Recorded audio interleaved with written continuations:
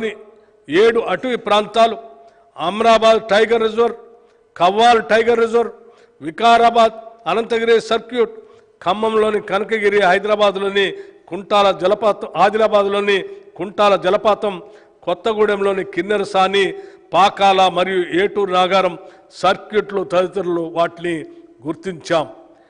ఇకో tourism అభివృద్ధి ద్వారా పర్యావరణ పరిరక్షణతో పాటు రాష్ట్రానికి ఆదాయ వనరులు కూడా సమకూరుతాయి.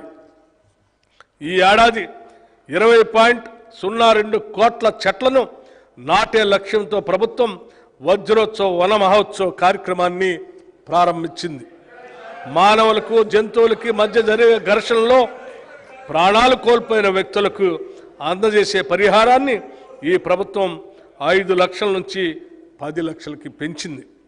దీనివల్ల అటవీ ప్రాంతాల్లో నివసించే కుటుంబాలకు ఒక భరోసా ఉంటుంది. అడవులు మరియు పర్యావరణ శాఖకి ఈ బడ్జెట్లో 1,064 కోట్ల రూపాయలు ప్రతిపాదిస్తున్నాం.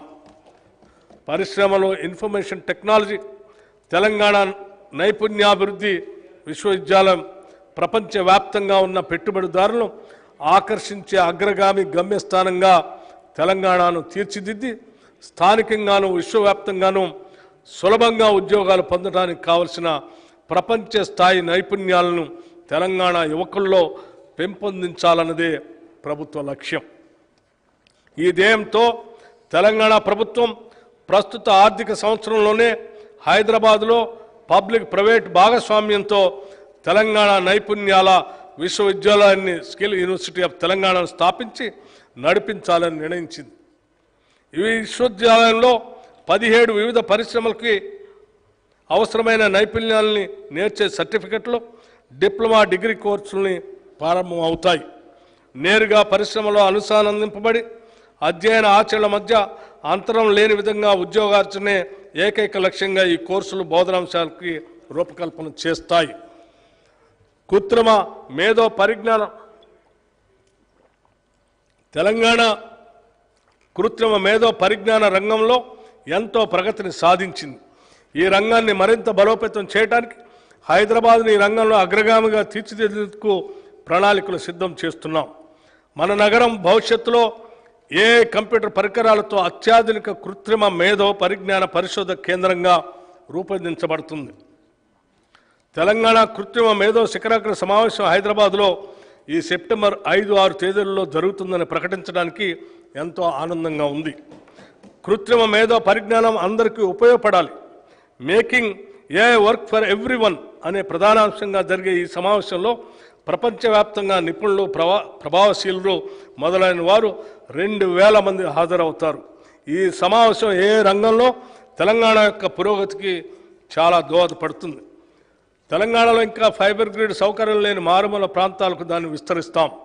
దీనివల్ల ఆ ప్రాంతాల్లో ఇంటర్నెట్ మరియు కేబుల్ నెట్వర్క్ సౌకర్యాలు అందుబాటులోకి వచ్చి స్థానిక ప్రజలకే కాకుండా అక్కడికి వచ్చే పర్యాటకులు కూడా సులభంగా ఉంటుంది.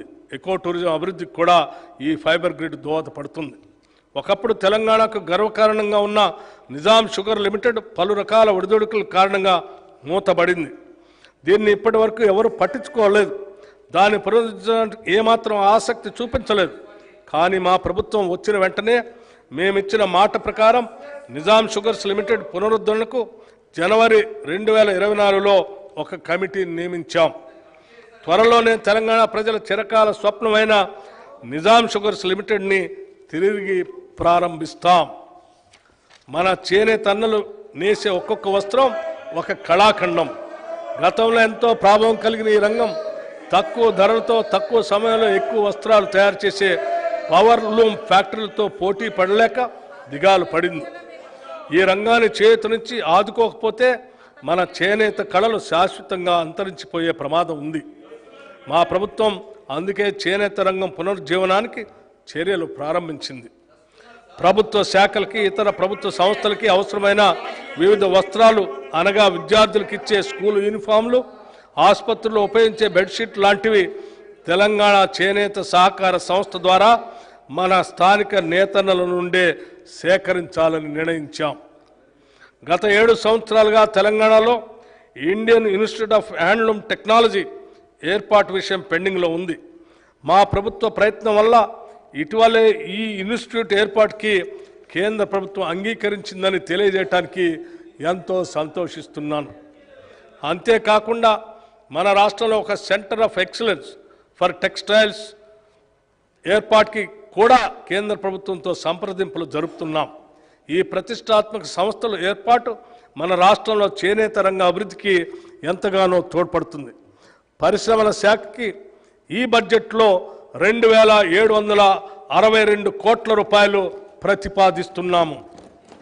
ఇన్ఫర్మేషన్ టెక్నాలజీ శాఖకి ఈ బడ్జెట్లో 774 కోట్ల రూపాయలు ప్రతిపాదిస్తున్నాము. నీటిపారుదల రంగం రాష్ట్రంలో ఈనాటి వరకు 34 భారీ 39 మధ్యతరహా మొత్తం 73 నీటిపారుదల ప్రాజెక్టులు చేపట్టడం జరిగింది. వాటిలో 42 ప్రాజెక్టులను 10 భారీ మరియు 32 మధ్యతరహా పూర్తి చేయటం జరిగింది. ప్రస్తుతం 24 భారీ మరియు 7 మధ్యతరహా మొత్తం 31 ప్రాజెక్టులు నిర్మాణంలో ఉన్నాయి. గత ప్రభుత్వం కాళేశ్వరం ప్రాజెక్టు నిర్మాణంలో తీసుకున్న తొందరపాటు నిర్ణయాలు, డిజైన్లో లోపాలు, నాణ్యతారహితంగా చేసిన నిర్మాణాలు ఆ ప్రాజెక్టు భవిష్యత్తుని ప్రశ్నార్థకం చేశాయి. ఈ ప్రాజెక్టు గురించి చేసిన ఆర్బాట్ ప్రచారంతో రైతులు దీనిపై ఎన్నో ఆశలు పెట్టుకున్నారు. కానీ కొద్ది కాలంలోనే ఈ ప్రాజెక్టు యొక్క డొల్లతనం బయటపడి రాష్ట్రమంతా దిగ్భ్రాంతికి గురైంది. ఈ ప్రాజెక్టులో జరిగిన అవకతవకలను గుర్తించి తగిన చర్యలు సూచించేందుకు విచారణ కమిటీని కూడా నియమించాం. ఈ న్యాయ విచారణ కమిటీ ఇచ్చిన నివేదిక ఆధారంగా తదుపరి చర్యలు తీసుకోవడం జరుగుతుంది. ఈ ప్రాజెక్టుపై ఇప్పటికే ఖర్చు పెట్టిన వేల కోట్ల ప్రజాధనం వృధా కాకుండా ప్రాజెక్టును కాపాడటానికి నేషనల్ డ్యామ్ సేఫ్టీ అథారిటీ వారి సూచనలకు అనుగుణంగా చర్యలు తీసుకుంటున్నాం. గత ప్రభుత్వం చివరి దశ నిర్మాణంలో ఉన్న చాలా ప్రాజెక్టులు పూర్తి చేయకుండా నిర్లక్ష్యం వహించింది. దీనివల్ల ఎంతో ప్రజాధనం ఖర్చు అయి కూడా ప్రజా అవసరాలను తీర్చడానికి ఇవి వినియోగంలోకి రాలేదు.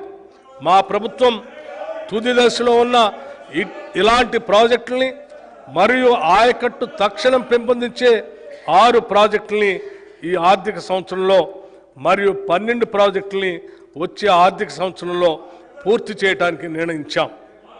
రాష్ట్రంలో ఇప్పటికే ఉన్న భారీ మధ్య తరహా మరియు చిన్న ప్రాజెక్టుల నిర్వహణ కూడా గత 10 ఏళ్లలో జరగకపోవటం వల్ల ఆ ప్రాజెక్టుల సామర్థ్యానికి అనుగుణంగా ప్రజలకు మేలు జరగలేదు.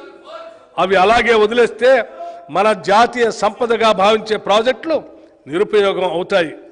అందుకే మా ప్రభుత్వం ప్రాజెక్టుల నిర్వహణ మరియు మరమ్మతులు తగిన సమయంలో చేపట్టడానికి నిర్ణయించాం. నీటిపారుదల శాఖకు ఈ బడ్జెట్లో 22,301 కోట్ల రూపాయలు ప్రతిపాదిస్తున్నాం.